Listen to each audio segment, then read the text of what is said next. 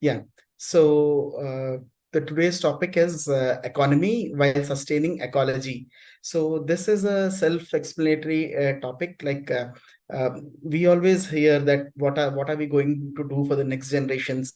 Are we leaving something for the next generations? Is all what regularly we are as of today we are hearing. So just to elaborate on this topic and to tell you what we are doing, what is from our part, what we are doing regarding trees, what we are doing for sustaining this economy with ecology is what I'm going to speak today. So we are a Green Morning Horticulture Private Limited. I've started this company in 2010, and we are into tree transplantation. I'll explain you about this tree transplantation further, but you can see what the agenda for today's topic is like. We'll see what is sustainable development first, and then what are the guiding principles for this sustainable development, and what is the theory behind this, and we'll also discuss what we are going to do as what we as Green Morning Horticulture Private Limited we are doing, and also we discuss on the trees and its importance. So and what and lastly what we have done, what the company is all about, till date how many trees we have transplanted, what is the procedure of tree transplantation and all. So this tree transplantation is, the sustainable development is a use of products and services in a way that minimizes the impact on the environment and optimizes resources to satisfy human needs. Like whatever products, for example, in our daily lives, we use number of products, we use number of services day in and day out.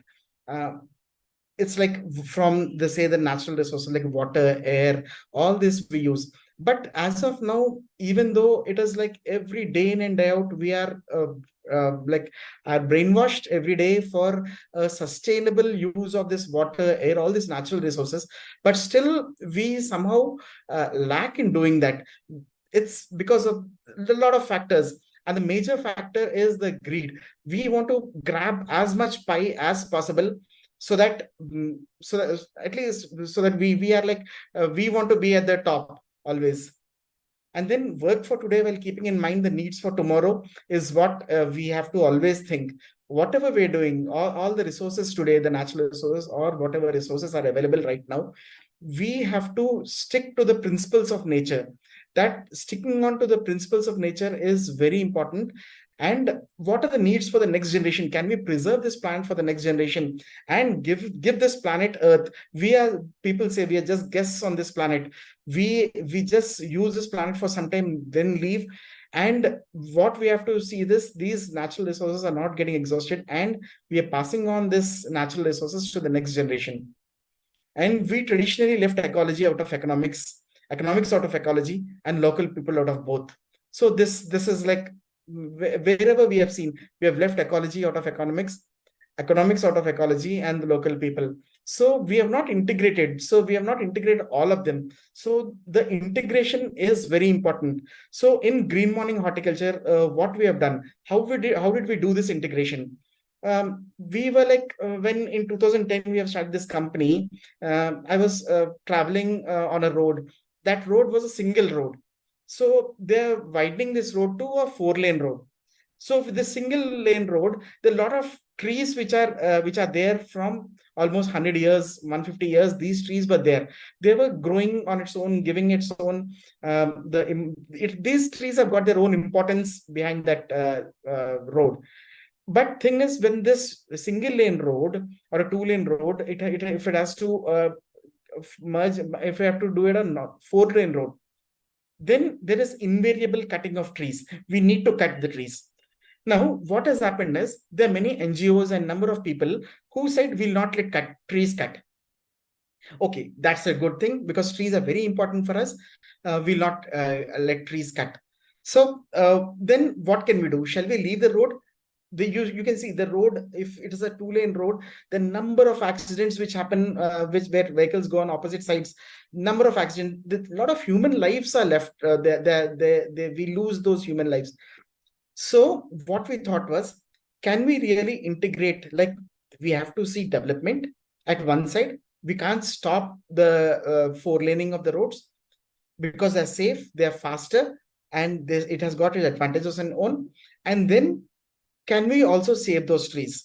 That is the idea which we have come up. That is integrate both the development and the ecology. So what we have been doing from that day is, like, we have set up these guiding principles, and then we were like, what can we do to these trees? Can we save these trees without disturbing the plan? So what we've done is, we have thought of, see, in 2010 this concept was very new. This tree transplantation of trees is a very new concept. I'll let you know once I show you the photographs of these trees, how we do this tree transplantation and all. You'll come to know later.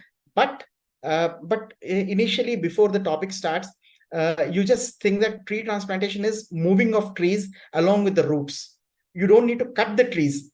You from the ground, you cut all the roots where the roots would have spread out to almost 10-20 meters. You cut them to a certain level, and then make a root ball, and then lift the trees, put them on trailers, shift them anywhere, and then can we really sustain those trees, is what we have thought in 2010. That concept was not really very emerging concept. There are very few people who have done such kind of tree transplantation projects, and that too, they have transplanted 1 tree, 2 trees in 2010.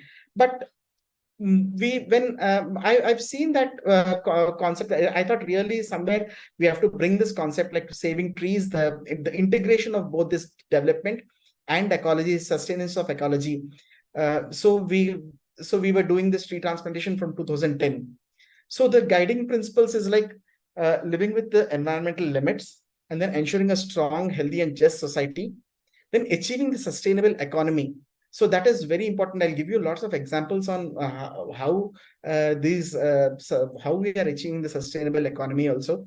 Then promoting good governance, then information as a social responsibility is what are the guiding principles. So what I've seen is, in India, if you see, 1/3 of the GDP depends on nature, and another 1/3 fairly on nature. Like almost agriculture, if you see, most 1/3 of the GDP is agriculture based, and somehow in other 1/3, what you say is almost is like it all depends on nature. So lots of dependence on nature in Indian conditions.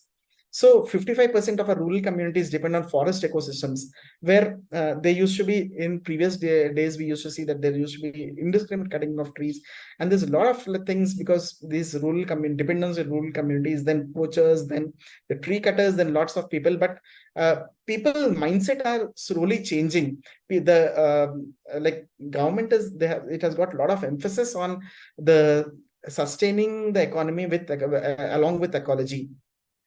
So in essence, ecology is economy, is what I can say.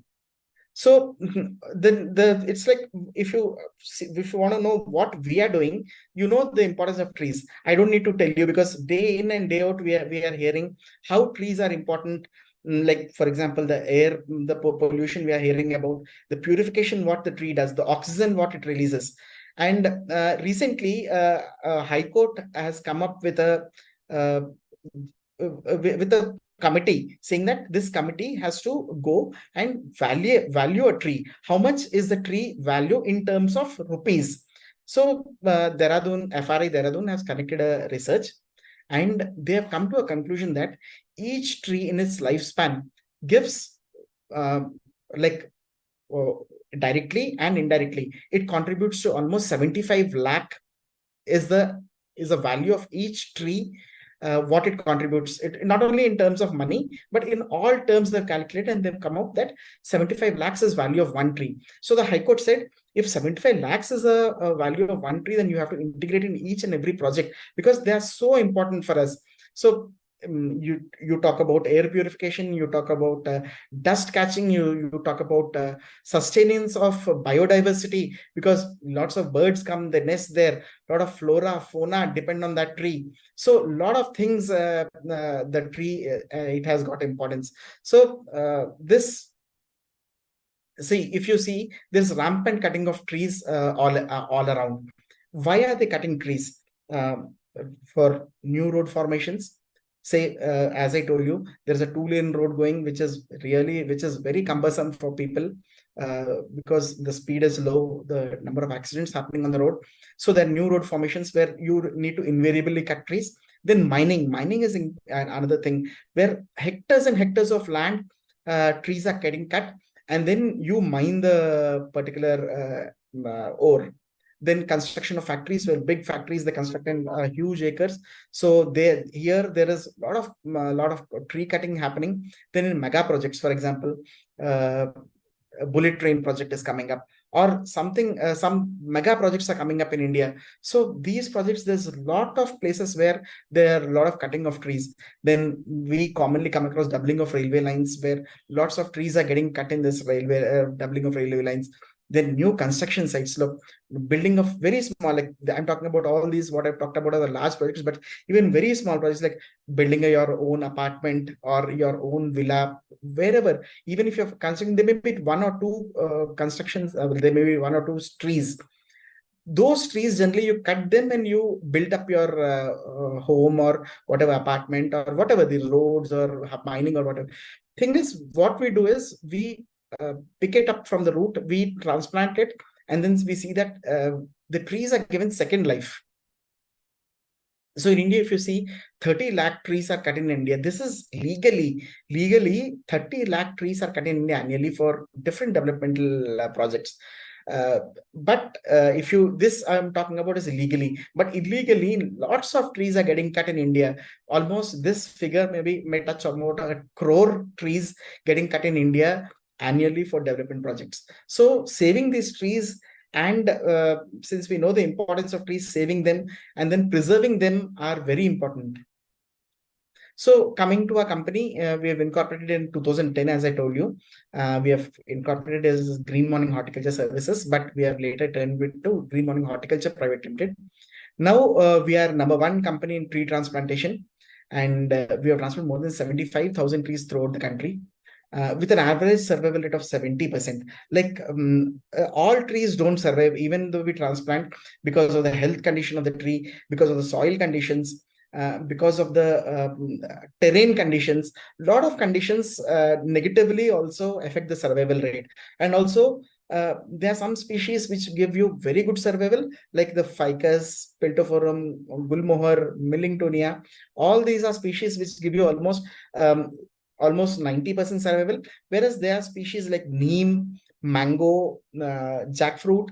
All these trees, the survival, because they're difficult to transplant trees, and the average survival rate is somewhere around 40 to 50%. So on an average, you take our survival rate for the 75,000 trees is almost 70% survival is what we are going till date. And we have a rich experience in transplant more than 93 different kinds of species. So I am Ramachandra. I've done my MSc Agriculture and I'm specialized in entomology. And also I've done my MBA in agribusiness.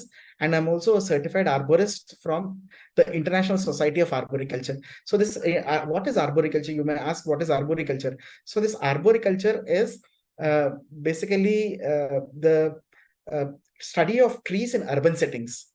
So generally, agriculture is like you deal with all the crops which are economically important. Horticulture is all fruit crops, vegetable crops. Then silviculture, you have forestry, you have it's the same kind as arboriculture. Arboriculture says it's a study of trees in individual settings. So I'm a qualified arborist, and there are very few arborists in India. And also I've done my MDP from IIM Lucknow. And then see, this is how we transplant trees. If you see the photograph, you see the first photograph on the left side, you can see that they are like what we do is first initially cut all the roots. You can see the below the portion. We cut all the roots because roots, you all know, they spread to almost 10 to 20 meters. So what we do is we cut all the roots to a certain length, depending on the size of the tree, the girth of the tree. And then we also prune the branches. Pruning the branches meaning we remove almost all the leaves, like 90% of the leaves we remove. This has got scientific reasons why we remove the leaves. One is because to negate the ill effects of transpiration, and also to aid in transportation of the tree, because if the tree is there, we can't carry on Indian conditions. We don't have that equipment to carry the whole tree. In some of the places in foreign countries like Singapore and like Dubai, you can see the trees where you lift the entire tree and then you carry it on a trailer. But in Indian conditions, they are very different. So what we have done is we have customized to Indian conditions, and we make us this, whatever you're seeing at the bottom is the root, is called the root ball. And then once you prune it, pack the root ball, we have, see, if you can see, we have packed it with gunny cloth. That we call it burlapping of the root ball. And then we pull it with a crane. See, you can see on the right side the photograph. If it is short distance, we carry it with the crane itself. And if it is a longer distance, we load it onto trailers, on a 40-feet trailers like this. And then we carry it to wherever distance possible. And then we plant the trees. So this is how we are carrying them. And then see, you can see this areca palm. And then we put it on trailers. And then we carry them to whatever distance. And then we plant them.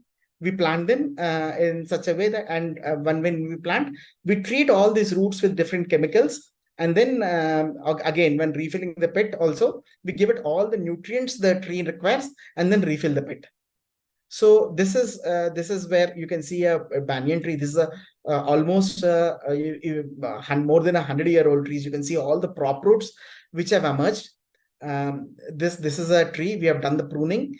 This tree is still on the ground, and then on the left side photographs, we can see that we have uprooted the tree with the help of 2 big cranes, and then we have planted it at a site where there is a new villa project which is coming up. This tree we have put is where exactly at the entrance of the villa we have put this tree, so that this tree has become a focal point for anybody who is entering into the premises. You can see this tree at the gate. Now there is a gate which has come up.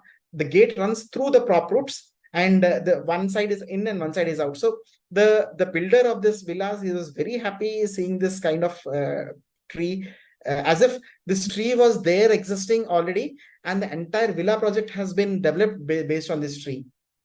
So these are the trees. This is Gulmohar trees. This is after 1 year of transplantation.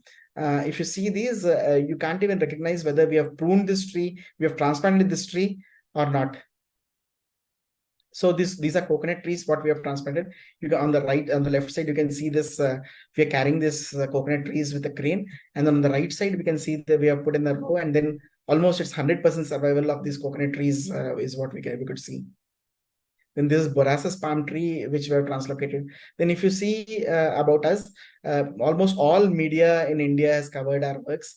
You can see in agriculture and industry survey, and then lots of places where this is in Kannada media. Then this is the testimonials from Hyderabad Metro. Then this is one of the, you can see over 300 routes uprooted for road widening, get a new life of lease in Kanha Shantivanam. So we have transferred a lot of trees in this Kanha Shantivanam. Kanha Shantivanam is basically a spiritual organization where they have given us a opportunity for bringing those trees from somewhere where they're cutting, and they've asked us to put in this Kanha Shantivanam. So this is we've transplanted some sal trees in Orissa.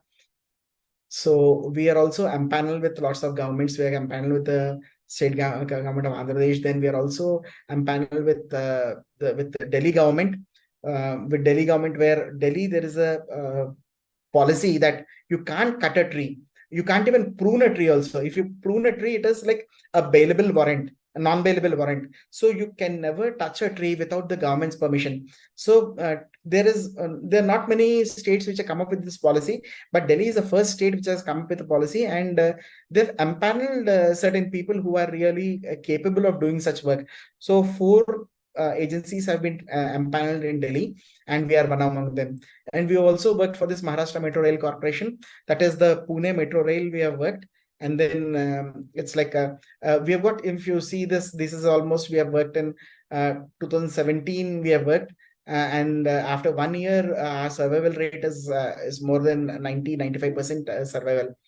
And also I'm a speaker at a number of conferences where this is I was speaker at the IWST, that is in Indian Wood Science and Technology. Then this is I was speaker at National Center on Tree Transplantation in AP. And then the Ink Talks, then the Josh Talks and all. And also we have met Mr. Nitin Gadkari, who is really very proactive in this tree transplantation, and he was like he has given for when we have told him that trees can be transplanted, then he has included this in national highway green projects. And this is Pita Krishna Godrej, whom we have met and then we have told. So all dignitaries we have spoke, and we have got number of awards for this tree transplantation. So then customer diversity, we have been, and now we have almost worked in all major projects of India. Like now in Delhi, if you see, we are working for the Prime Minister residence, the Prime Minister office. Then we have also worked for the Parliament. We have worked for the Central Secretariats. Then we are also working for the Thal Sena Bhavan, that is the new army headquarters which is coming in Delhi. And other than Delhi, we are working for the National High Speed Rail Corporation, which is the bullet train project, which is coming from Ahmedabad to Mumbai. We have been working, and also the Pune Metro, Hyderabad Metro, the forest departments of different areas. And then this is the customer diversity and the geographical coverage. Almost we have worked in all. Ours is the only company which is working in pan India presence. So almost see, this is if you can see the photographs, I'll explain you the step-by-step procedure also now. On what transplantation is. And as I told you, the first step in what we do is pruning of trees. Pruning, why we do is it is because if there are any botany students, then you will know a word called transpiration. Transpiration is the leaves. They let out water from the leaves, so that from the leaves, stomata is present in the leaves, where water and gases exchange takes place through the stomata. So what will happen is once the tree is normal tree, stomata, the gaseous exchange takes place, water goes away, and then because the turgor pressure is created. So once a turgor pressure is created, the underneath whatever water is there, the roots can absorb and passes on till the tip of the tree. But in transpiration, what happens is already you cut all the roots. So once you cut the roots, the capacity of the tree to absorb water reduces. So once it reduces, and if you leave all the leaves above, what will happen is, because of the turgor pressure which is created in excess to what the ability of the tree is, so there'll be dehydration of the tree, and so there may be dehydration and loss of tree. So pruning becomes very essential. But if you can see this these photographs, we have not touched on the structure of this tree is intact. Like we have not disturbed the structure of this tree. All the branches are in the structure of wherever the branches. It's not like we have just taken a stump of the tree and then we are trying to rejuvenate them, but the structure is intact. We have left some of the leaf portion. And now once we transplant it, give them different chemicals, and then see that it will take almost 30 days for it to again rejuvenate on its own. And we can at least tell that whether the tree has been survived or not. In 30 days, you can see small sprouting coming up on the tree. And then after maybe 3 months, you can see the sprouts growing. What I've observed is generally the sprouting happens on the 30th day. But that is not a correct indication of whether the tree has survived or not, because there'll be a lot of stored starch in the starch, which gets converted to carbohydrate and all in the tree. This starch, what happens is, since we are giving a shock to the tree, it immediately all sprouting happens, and then these sprouts may or may not stay. So our role as a tree transplantation experts is catalyze this process, the whole process, as quick as possible, so that before the starch is over, you see that more starch is accumulated and the tree metabolism of the tree is completely again rejuvenated to its normal state and shape, so that the tree can again, whatever sprouting has happened, that remains, and so that the tree doesn't again succumb to dehydration or something. So it's very important to retain the structure, because once you only you retain the structure, you can see proper growth afterwards. If you don't retain, this is what many of the people they are missing, even the new transplantation specialists who are coming into the area. what they're doing is they're not concentrating on the structure of the tree. The pruning is not done as per the scientific methods and scientific knowledge. So that pruning of tree has to be done very scientifically. And you also have to cut the roots, whichever you have to select them, and see that the secondary, tertiary, and the root hairs, all these roots are preserved perfectly. Only then a successful tree transplantation happens. Otherwise, uh, it's only like it's not half-hearted efforts would never work in a tree transplantation. It always, you have to be very careful, and you have to as if you have to see as if either I can say as an patient put in ICU. Once you transplant the tree, it is that amount of care you have to take. Or I can also say that as if we bring up small children in a home, the newborns, the amount of care we take for the newborns, that is the amount of care we have to take once we transplant the tree. This whatever we are doing, like cutting the branches, then cutting the roots, burlapping them, treating with different chemicals and all, is only 50% of the work done. But 50% of the work happens after you transplant the tree.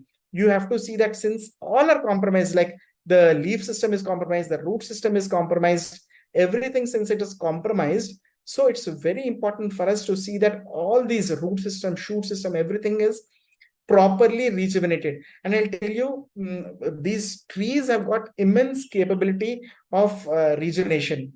So it's like a very like, it's not like human beings where you cut an arm, it doesn't come out again. But trees have got any part of the tree, like the root, the stem, or anything you cut, it has got enormous power of regeneration.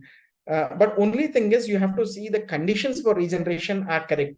That is where the real role of a tree transplantation company comes into, the specialist, the expert, the role of theirs the role comes into. So having a knowledge on tree transplantation is very important. The awareness of tree transplantation is important, because there is still, as I told you, almost 30 lakh trees are getting cut.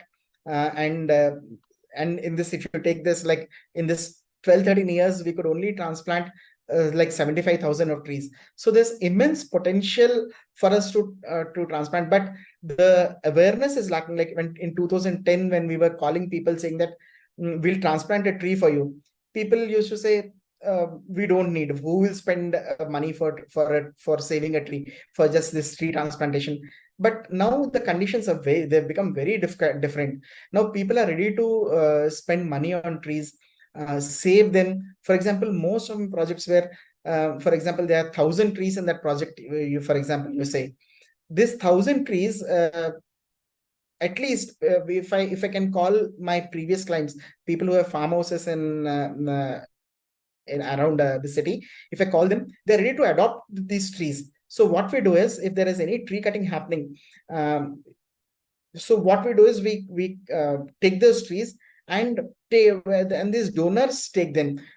So this is how we are operating. Like people are ready to shell out money, save trees, see that the environment is not harmed. There's a lot of change from what 2010, and so this 2023, the lot of changes. So you can see these photographs, and as I told you, what we have done till date, very minuscule work, not very big work, but still we have started doing. Till 2017 we did only some 5,000 6,000 trees, but from 2017 we have come up doing projects on a larger scale. And so even though 75,000 is a small number, but at least we have that satisfaction that we have saved some 75,000 trees. So almost, so that's all from my side. So if you have any doubts or anything regarding this tree transplantation or anything, you can just ask us.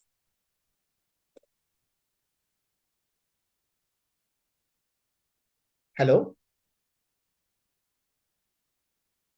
Hello? Yeah, hello. Yeah, you can hear me? Yeah, I can hear you. Okay. Thank you for the detailed presentation. Now we'll take up some questions. Yeah, sure.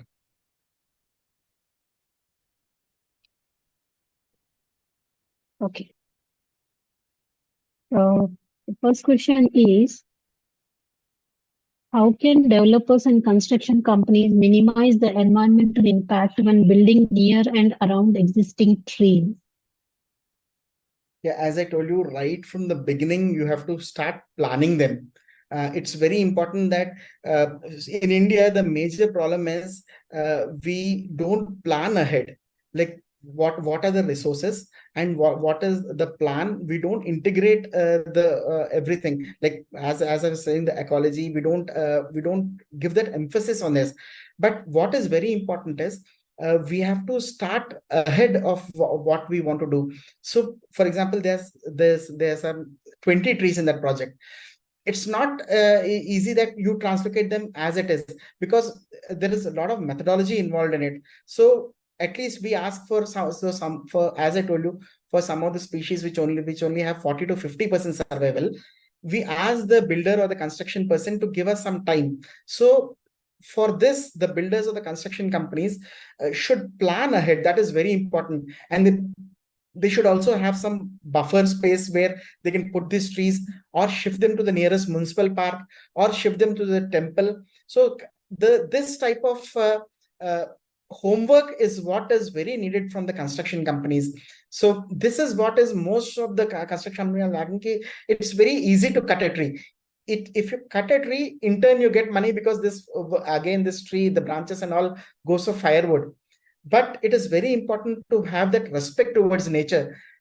Preserve nature, preserve your ecology, so that the economy would automatically get integrated. The money, as I was showing you in one of my photograph, this one of the this tree, the builder in this builder of these villa projects, these are triplex villas.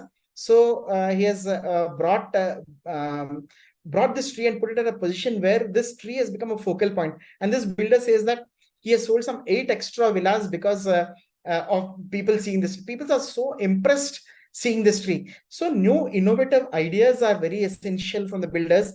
Planning ahead is very essential.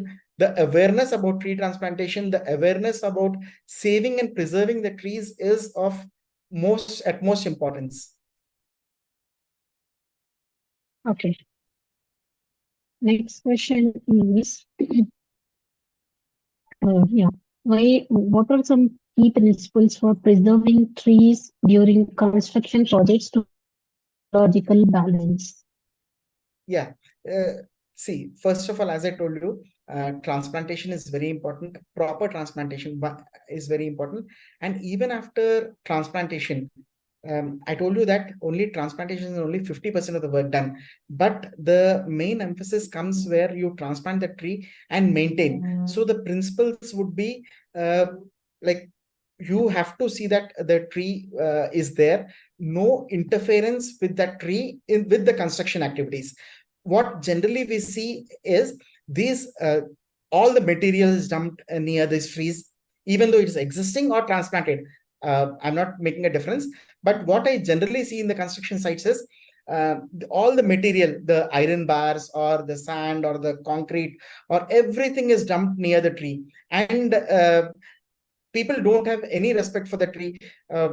They hit the tree with the JCB arms when the JCB or the excavator is swinging. They just don't care whether there is tree or not. The bucket hits that, half of the tree is damaged, and by the end of the project, almost all the trees are get killed. As you know, cement is one of the major negative thing for the trees.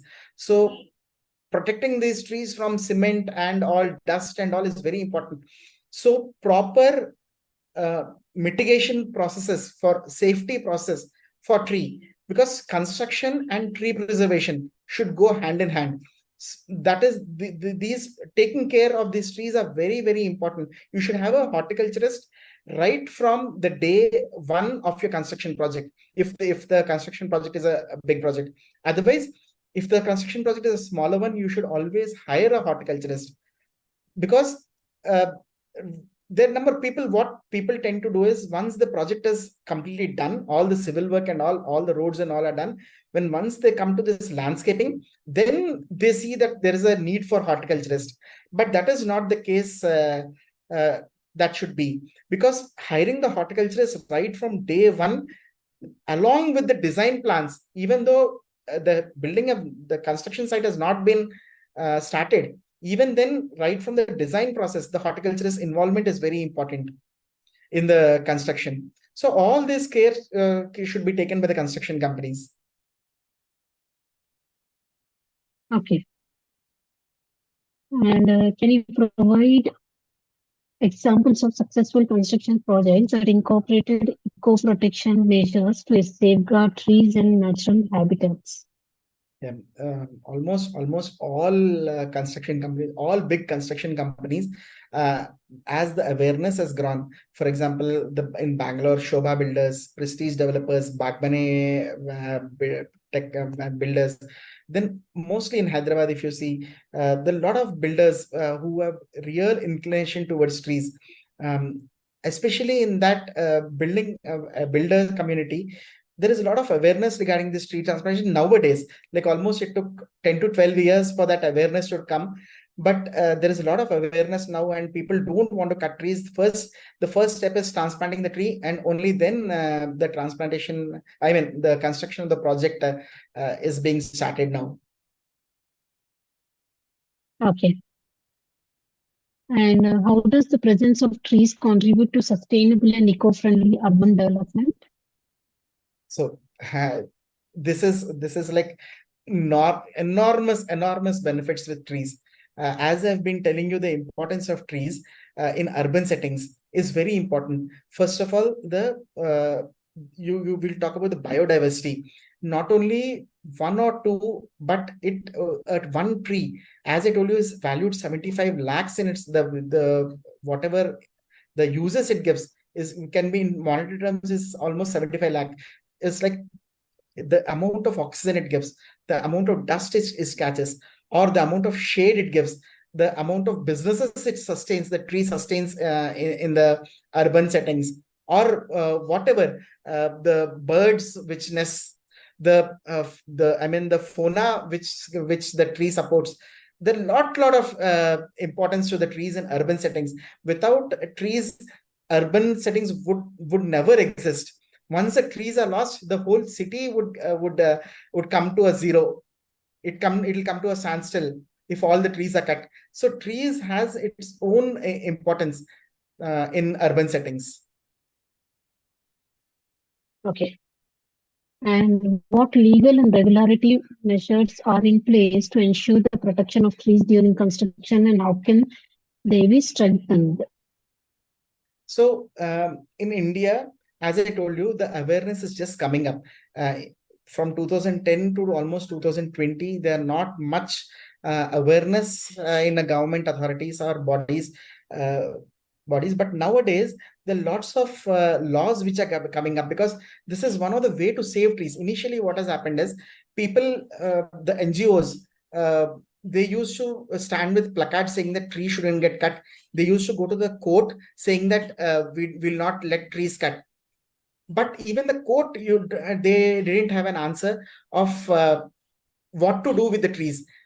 You can't stop development. At the same time, you can't say that trees should be there, developments can't happen, or the tree should be cut and only development should happen. So the state governments have come up with different ways. For example, as I told you, Delhi has come with a tree preservation policy. It was in 2021, they have come up with a tree preservation policy where no tree can be cut without, or even pruned without the permission from the state department.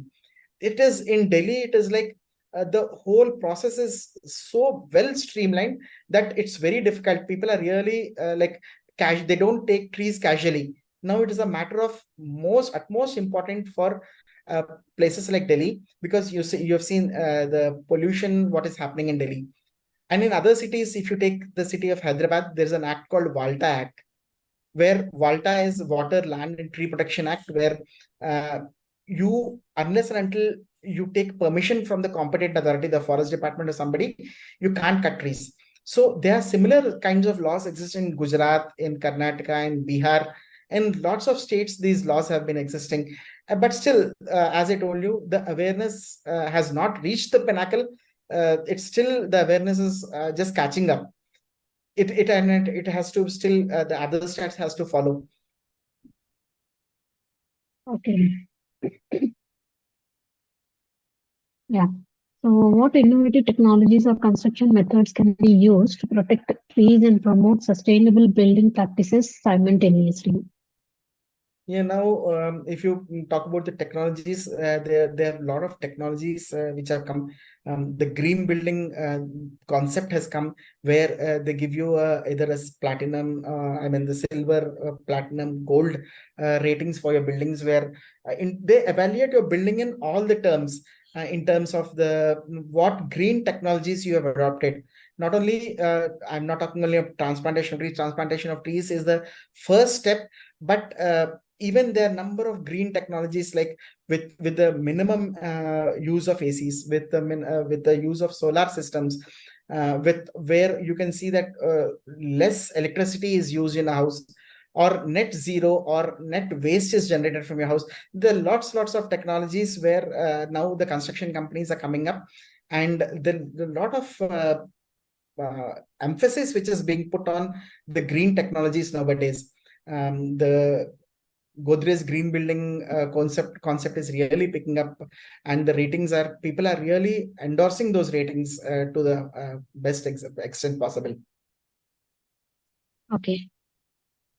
And what steps can homeowners take to ensure the protection and health of trees during residential construction or renovation projects? Yeah, as I was telling you, let's see, the number of new technologies which has come up. So saving these trees have become very important. So before that, you should also know, as if a tree is standing at a particular site, on, for example, it's a below beside a road or in a park, you should know the health condition. Now there are a number of technologies which have been developed where without any invasive techniques, you don't need to make a hole in the tree to see whether the tree has been hollowed, whether the tree has been diseased or anything. You have a tree radar instrument which which through non-invasive methods you can see whether the tree is healthy or not. Okay, if the tree is healthy, can we during the construction project, first and foremost is, can we save that tree? Can we make some design alterations so that the tree is intact, so that we don't touch that tree but still do a construction so that all our needs are met? Can we do such design changes, innovative design changes? Maybe you can see number of trees which have come, they make a hole in the slab and the tree comes out from the slab, the tree is preserved. Or maybe there may be a small bend in the compound wall where the tree is preserved, and there is a you don't need to touch the tree. This tree transplantation what we have talked about till now is like, it's a last resort. Like, no design changes can be made. This tree is in exact middle of the construction site where you need to use that site. You have exhausted all your options of saving that tree. Then tree transplantation comes as a last resort. So tree transplantation can always be one of the methods where you don't need to cut trees but save them. Okay. And how do we educate and raise awareness among the general public about the importance of balancing construction and tree protection for ecological sustainability? Yes, this is very important. So this awareness I always speak about is always from the school level. The children, right from the class 4 or 5, they should know you don't need to cut trees unnecessarily. Right from this sustainability, the concept of sustainability should come from the schools. Once you are an adult, your mind is in such a way that accepting changes would become very difficult.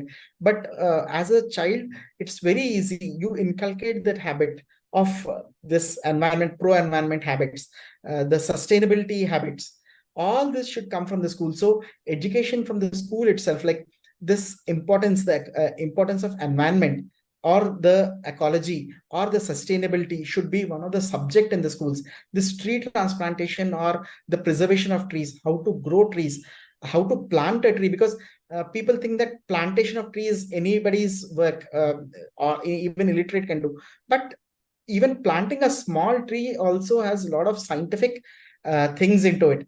So children from that age should be taught all this, so that at least once they grow up, they appreciate the importance of this planting the trees, the importance of them, the transplantation, the importance of transplantation, the importance of this construction, everything the children would understand. Second thing is, this NGOs are now playing a major part.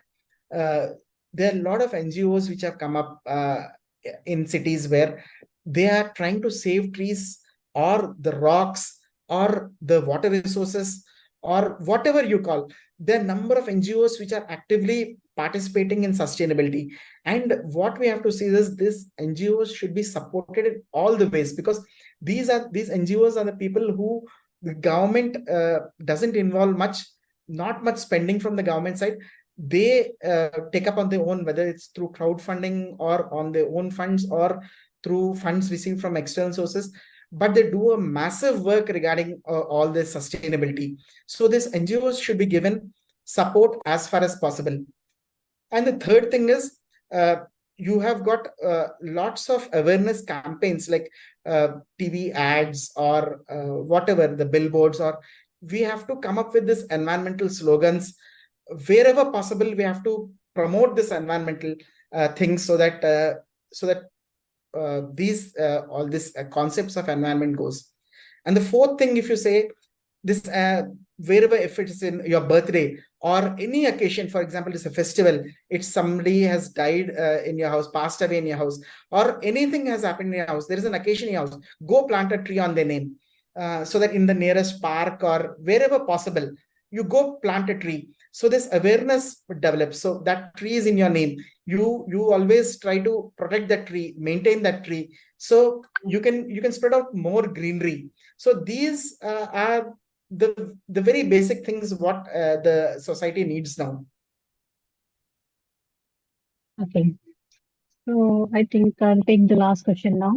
Can you share case studies or success stories where eco-protection measures resulted in improved ecological outcomes during construction? Yeah, there's a number of projects. Just I can tell you massive projects like NTPC Badarpur in Delhi. This NTPC, what they do is they have taken almost 300 or 400 acres. That is a fly ash dike. That is just a fly ash dike where all the fly ash from the NTPC power plant used to come there. They used to just dump it on the ground. That 300, 400 acres has just become a big fly ash dike. Now what NTPC is doing is to convert into eco park. So there is now they're developing a lake for boating there. We have transplanted number of trees from Delhi to this Badarpur area. Wherever trees are getting cut, we have transplanted to this Badarpur area. A lot of plantation work. Then what they've done is this fly ash. There are a number of ways the species which are which grow in fly ash. There are a lot of reclamation methods. Massive work they are doing in NTPC Badarpur area. That is one of the best ecological restoration projects I've ever seen. And to even the smaller projects also, there are a number of projects, the Sabarmati lakefront development projects. Then in Hyderabad, there are a number of restoration projects which are going on of lakes. There are a number of, to give you an example, n number of examples throughout the country where this restoration projects are now going on. Okay. Yeah. Okay, Mr. Ramachandra, I don't see any more questions from participants. So now we have come to end of question round. On behalf of agricultureinformation.com, we'd like to thank you for a very interesting talk and answering all the questions in depth. And we also like to thank all the participants for joining this meeting. The meeting will now be closed. Yeah, thank you. Thanks a lot. And just for information, I've shared your contact details. That is the phone number and the email address with the participants. Okay, right. Thank you. Yeah, thank you.